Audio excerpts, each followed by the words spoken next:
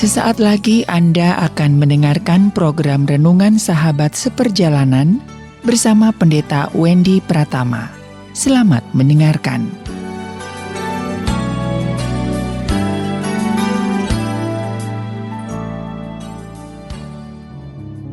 Selamat berjumpa kembali dalam layanan audio Sahabat Seperjalanan. Hari ini adalah hari Sabtu 12 Juni 2021. Tema renungan dan saat teduh kita dengan judul Membangkang karena dikekang. Kita akan belajar tentang pola asuh dalam keluarga. Membangkang karena dikekang. Firman Tuhan terambil dalam Lukas pasal yang kedua ayat yang ke-52. Demikian bunyi firman Tuhan. Dan Yesus makin bertambah besar dan bertambah hikmatnya dan besarnya dan makin dikasihi Allah dan manusia. Mari kita berdoa. Bapa yang di dalam sorga, sungguh kami belajar ya Tuhan, tatkala segala hal yang buruk yang terjadi pada diri kami yang sudah dewasa, itu disebabkan secara garis besar adalah oleh pola asuh dalam keluarga. Dan tatkala kami memiliki banyak kelebihan-kelebihan pada masa dewasa, itu pun disebabkan oleh pola asuh dalam keluarga dan lingkungan yang membentuk kami. Kami mau belajar Tuhan tentang bagaimana pola asuh yang benar di dalam keluarga. Dalam nama Tuhan Yesus kami berdoa. Amin. Shalom sahabat seperjalanan yang dikasihi Tuhan. Membangkang karena dikekang. Sebuah pola asuh mengekang, pola asuh mengatur, pola asuh yang kemudian menjadikan anak menjadi seperti maunya orang tua, lalu kemudian anak dihindarkan dari berbagai macam proses pertumbuhan yang seharusnya, yang pada akhirnya niatan dari awalnya baik, namun berakhir dengan buruk. Lalu kemudian ada banyak reaksi daripada anak-anak di dalam pola asuh yang dikatakan mengekang. Anak itu bisa kemudian menjadi pemberontak, atau anak kemudian menarik diri menjadi penakut. Dia takut berbuat apapun.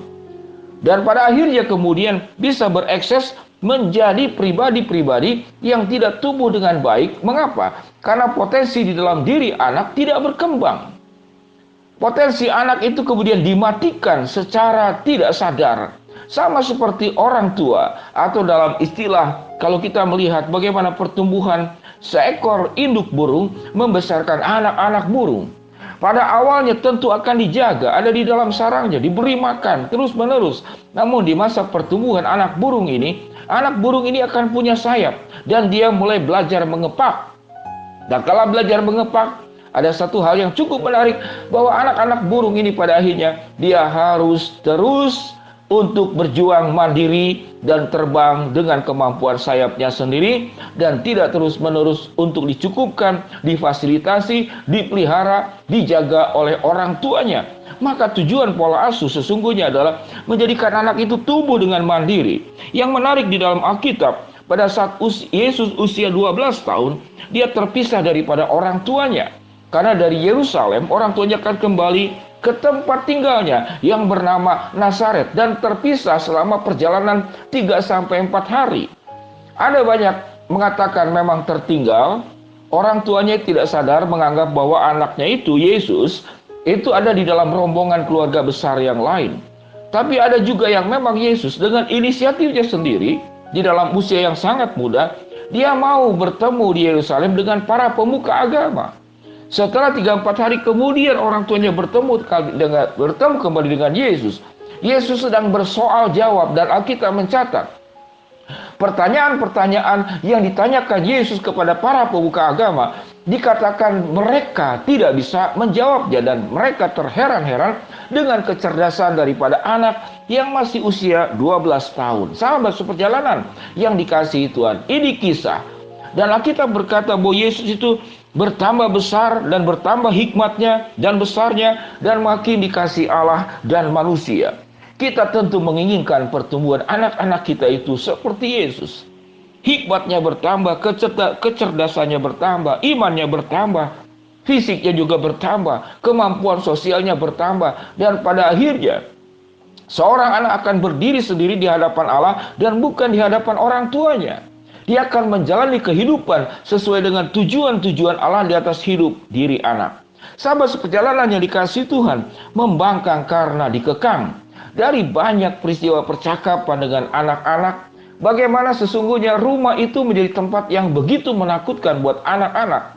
Tempat di mana anak merasa tidak dihargai, tempat anak merasa dilecehkan, tempat anak kemudian diatur oleh orang tua tanpa alasan yang jelas.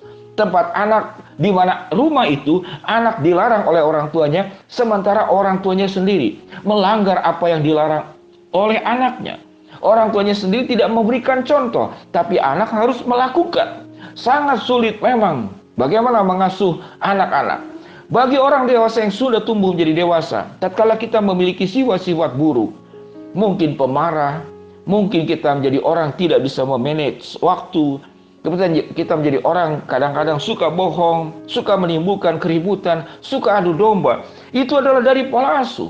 Biarlah kita pada saat ini menyadari bahwa anak-anak yang tumbuh di dalam lingkungan keluarga kita bukanlah hak milik kita. Dia adalah titipan Allah yang dititipkan kepada kita, dan pola asuhnya tidak boleh memakai pola asuh orang tua, kebiasaan orang tua, budaya orang tua, namun memakai pola asuh Allah. Bagaimana Allah mengajarkan tentang pola asuh anak? Alkitab dengan jelas mengajarkan bahwa ajarkanlah berulang-ulang kepada anak-anak. Tuhan Allah itu Esa, Tuhan Allah Abraham, Ishak dan Yakub. Dia adalah satu-satunya. Ajarkan kebenaran firman Allah. Dan salah satu yang menarik daripada kebenaran firman Allah, anak-anak itu pada akhirnya akan berdiri sendiri di hadapan Allah dan bukan di hadapan orang tua. Anak harus mempertanggungjawabkan hidupnya di hadapan Allah. Maka anak juga harus dilengkapi dengan karakter-karakter Allah. Sewaktu kita mengajarkan anak, nak, sekolah yang baik supaya kamu kaya, sekolah yang tinggi supaya kamu bisa mandiri, supaya kamu hidup enak, supaya bisa jalan-jalan ke luar negeri, supaya engkau itu punya rumah, punya ini dan punya itu. Apakah itu pengajaran dari kebenaran firman Allah? Tidak. Tuhan Allah mengajarkan bahwa ikatkanlah itu sebagai kalung, sebagai tanda di dahimu, dan diikatkan di lengannya kebenaran firman Allah. Jadi artinya anak-anak itu tatkala dengan cara orang tua berorientasi tentang materialis, berorientasi tentang keberhasilan hidup hanya untuk diri. Sementara anak-anak di hadapan Allah dididik oleh kebenaran firman Allah supaya hidup di dalam kebenaran dan menjadi berkat. Ada misi dan kehendak Allah yang dititipkan kepada setiap anak untuk bertumbuh dengan baik. Sehingga anak itu jangan dikekang oleh kita, namun anak itu harus dikuasai oleh kebenaran firman Allah. Sehingga orang tua yang mengekang, yang mencoba menguasai anak, maka itu adalah sebuah dosa besar. Karena orang tua tidak pernah diperintah untuk menguasai anak, namun untuk membimbing anak agar anak-anak itu tumbuh di dalam kekuasaan dan kendali Tuhan dan bukan di dalam kendali kita sebagai orang tua.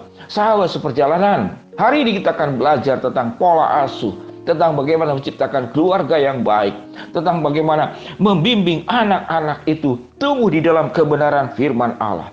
Jangan berjuang untuk menguasai anak, jangan berjuang untuk mengekang anak, tapi berjuanglah agar anak-anak dikuasai Tuhan, agar anak-anak hidup di dalam kebenaran firman Allah, bukan hidup dengan seleranya orang tua, bukan hidup dengan cara-caranya orang tua, bukan untuk mewujudkan mimpinya orang tua. Tapi orang tua harus menolong anak agar anak-anak bisa mewujudkan kehendak dan panggilan Allah di dalam diri anak. Kalau kita punya pola asuh yang buruk, mari kita perbaiki. Kalau kita menjadi buruk saat ini karena pola asuh yang buruk dari orang tua kita, belajarlah mengampuni, dan apa yang buruk itu kita masih bisa perbaiki untuk kita bisa mewariskan hal-hal yang indah kepada anak cucu kita. Sahabat seperjalanan, jangan berjuang untuk mengekang anak, tapi berjuanglah agar anak-anak itu dikuasai dan kemudian dilingkupi oleh kebenaran firman Allah. Kita tidak akan melahirkan membesarkan anak-anak yang membangkang kepada orang tua, tapi anak-anak yang membangkang kepada kehidupan di dalam dosa, membangkang kepada segala sesuatu yang tidak sesuai dengan kebenaran firman Tuhan. Mari kita berdoa. Bapa yang di dalam sorga, ya Tuhan, hamba berdoa untuk sepasang suami istri yang terkena COVID yang terbaru. Begitu banyak yang terkena COVID, berita daripada yang hamba-Mu dengarkan. Tuhan jamah, Tuhan sembuhkan. Buat seorang ibu yang single parent juga terkena COVID, Tuhan akan jamah, Tuhan juga akan sembuhkan. Buat seorang anak muda, ya Tuhan, anak asuh dari hamba-Mu yang terkena sakit, namun kemudian sudah berobat dan bersyukur bahwa dia tidak ada gejala COVID saja, demam dan sakit biasa. Tuhan juga lindungi, Tuhan berkati anak yang hamba-Mu asuh ini boleh tumbuh dengan baik, boleh bisa bekerja kembali dengan baik. Pada akhirnya Tuhan berkati kami semua menjadi keluarga yang indah di dalam Tuhan, tidak mengekang anak, tapi membiarkan anak-anak dikuasai oleh kebenaran firman Allah. Dalam nama Tuhan Yesus kami berdoa. Amin. Shalom sahabat seperjalanan yang dikasihi Tuhan. Happy weekend. Tuhan memberkati kita semua. Amin.